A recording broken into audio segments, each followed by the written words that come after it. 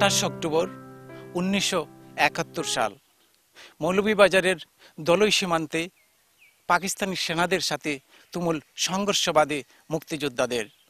সে সময় শত্রুদের মেশিন গানে গ্রেনেড হামলা চালানোর সময় শহীদ হন বীরশ্রেষ্ঠ হামিদুর রহমান। এই মহান বীরের স্মৃতিতে দলই সীমান্তে তৈরি করা হয়েছে বীরশ্রেষ্ঠ সিপাহী হামিদুর রহমান স্মৃতিসৌধ। তার পাশেই রয়েছে স্মৃতি জাদুঘর। প্রতি বছর এই দিনে এলাকার মানুষ গভীর শ্রদ্ধায় স্মরণ করেন তাদের এই বীর সন্তানকে। ঝিনাইদহ জেলার খোদ্দ কালিশপুর গ্রামের সন্তান হামিদুর রহমান। বাবা আব্বাস আলী মন্ডল, মা মুসাম্মদ কায়সুন্নেসা। 1970 সালে পাকিস্তান সেনাবাহিনীতে সিপাহী পদে যোগ দেন হামিদুর, কিন্তু 1971 সালে যুদ্ধ শুরু হলে চাকরি ছেড়ে চলে আসেন মাতৃভূমিতে। দেশকে মুক্ত করতে যোগ দেন মুক্তিযুদ্ধে। 1971 সালের 28 অক্টোবর পূর্ব পরিকল্পনা অনুযায়ী হামিদুর রহমান সহ মুক্তিযোদ্ধাদের এক দল ভারত থেকে প্রবেশ করেন বাংলাদেশের ভেতরে।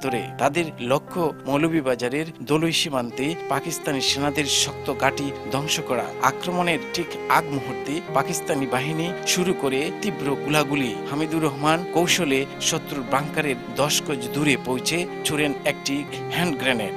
এক মুহূর্তেই থেমে যায় শত্রুর মেশিন গানের গর্জন, কিন্তু এরপরই আরেক বাংকার থেকে চূড়া গুলিতে যাত্রা হয়ে যান তিনি। 3 নভেম্বর দলই সীমান্ত মুক্ত হলে তার লাশ উদ্ধার করে সমাহিত করা হয়।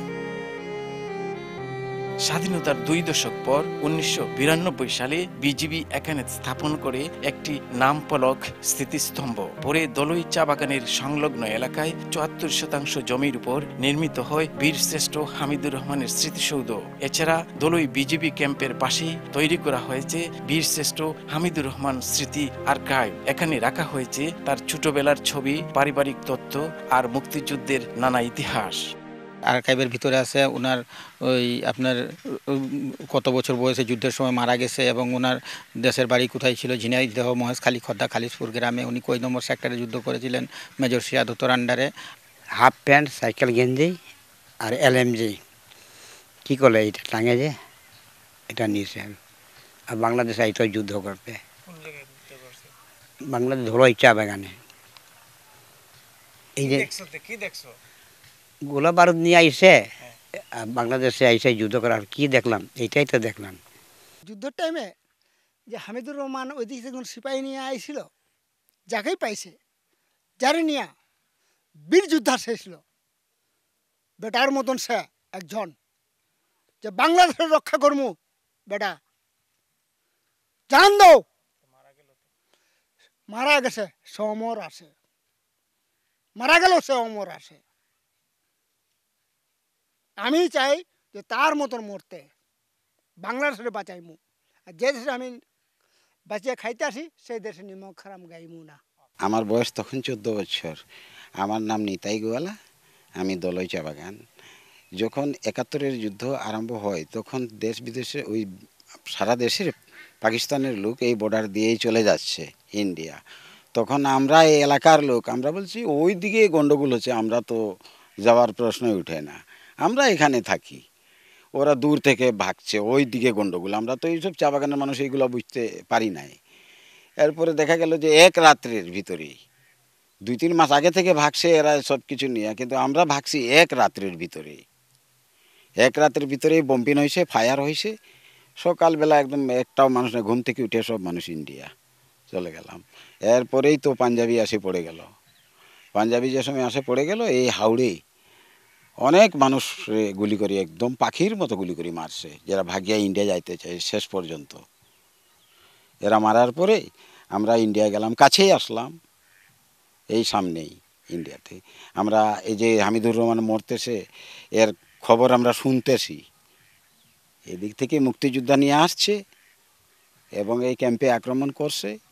এই ক্যাম্পে আক্রমণ করার পরে গুলিবিদ্ধ করছে এবং তার পাঞ্জাবিরেও, এবং পাঞ্জাবির গুলি বিদ্ধ হয়ে ওই জায়গাতে গিয়া হামিদুর রহমান শহীদ হয়েছে। প্রতি বছর 28 অক্টোবর এই স্মৃতিসৌধে ফুল দিয়ে শ্রদ্ধা জানায় কমলগঞ্জ উপজেলা প্রশাসন, মুক্তিযোদ্ধা কমান্ড কাউন্সিল, বিজিবি আর স্থানীয় মানুষ। 26শে মার্চের যে সময় যুদ্ধ শুরু হয়, আমি পার্বত্য চট্টগ্রাম খাপ্তাইতে আমি ছিলাম। ওইখানে থেকে আমি যুদ্ধ করেছি 1 নম্বর সেক্টরে। পরে আমি জানতে পারলাম বাড়িতে আসিয়া যে আমরা হামিদ ভাই 4 নম্বর সেক্টরে উনি যুদ্ধ করেছেন কমলপুরে। উনি ওইখানে শহীদ হয়েছিলেন। হওয়ার পরে উনি এখানে ওনার দাফন খাওয়ানো হয়েছিল। হওয়ার স্বাধীন হওয়ার পরে যাইয়া ওনার লাশটা ভারত সরকার আমাদের কাছে হস্তান্তর করে।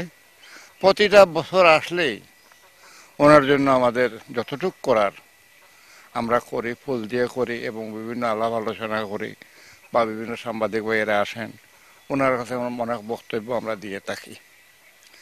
তো ওনার যে জায়গাটা আছে, জায়গাটা হলো একটা চা বাগানের পাশে, বিডিআর ক্যাম্পের পাশে ওনার সমাধি করা হয়েছে। আমরা প্রায় সময় যাই। উনি খুব ভালো দক্ষ লোক ছিলেন, উনি খুব সাহসী লোক ছিলেন। উনি ওখানে একটা আর্মির একটা ক্যাম্প ছিল, সেই ক্যাম্পে উনি গেরিলাভাবে আসিয়া উনি যুদ্ধ করতে যেয়ে ওনার শাহাদত বরণ করেন। বীরশ্রেষ্ঠ হামিদুর রহমান সাহেব আমাদের কমলপুরে যুদ্ধ করিয়া উনি পাক হানাদার বাহিনীর ক্যাম্পে আক্রমণ করছিল, এখানে তাই মারা গেছে। তার আত্মার মারফেরাত কামনা করি। আর ওনার যে স্মৃতিসৌধ হয়েছে ওটার আর কিছু উন্নত করার জন্য আমি জোর দাবি জানালাম বর্তমান সরকারের কাছে। উনি আমাদের গৌরব। আমরা এখানে যে জায়গায় আছি এটা শহীদ সিপাহী হামিদুর রহমান বীরশ্রেষ্ঠ জায়গার নাম। এখানে শহীদ সিপাহী হামিদুর রহমানের নামে একটা ক্যাম্প করা হয়েছে ওনার সম্মানার্থে। পাশে ওনার স্মৃতিসৌধ আছে, পাশে জাদুঘর আছে, তারপরে এখানে আর্কাইভ আছে। উনি যেখানে শহীদ হয়েছেন ওখানে একটা টাওয়ার করা হয়েছে। এই সব কিছুর দায়িত্বের সার্বিক তত্ত্বাবধানে আমরা বিজিবি আছি। প্রতি বছর ওনার স্মৃতিসৌধে ফুল দিয়ে সম্মান জানানো হয়। আমরা নিজেরা করি, আমাদের অফিসার আসেন, বিভিন্ন সামাজিক সংগঠন, রাজনৈতিক দল সবাই এসে ফুল দিয়ে সম্মান জানায়। এই বছর ইনশাল্লাহ আমরা ফুল দিয়ে সম্মান জানাবো। এই এইটাই আমরা প্রস্তুতি নিছি। আর এটা সার্বিক তত্ত্বাবধানে আমরা আছি, বিজিবি আছে। প্রতি বছরই এখানে বহুত পর্যটক আসেন, তারপরে বিভিন্ন সেনাবাহিনীর অফিসার, ঊর্ধ্বতন বড় বড় কর্মকর্তারা আসেন, ওনারা জায়গাটা দেখাশোনা করে যান। এইবারও ইনশাল্লাহ ওনারা আসবেন আশা করা যাচ্ছে, আমরা সেই প্রস্তুতি নিচ্ছি। মুক্তিযুদ্ধে চরম সাহসিকতা ও অসামান্য বীরত্বের স্বীকৃতি স্বরূপ শহীদ হামিদুর রহমানকে দেশের সর্বোচ্চ সামরিক সম্মান বীরশ্রেষ্ঠ উপাধিতে ভূষিত করা হয়। মাত্র 18 বছর বয়সে শহীদ হওয়া এই মুক্তিযোদ্ধা বীরশ্রেষ্ঠদের মধ্যে সর্বকনিষ্ঠ ছিলেন।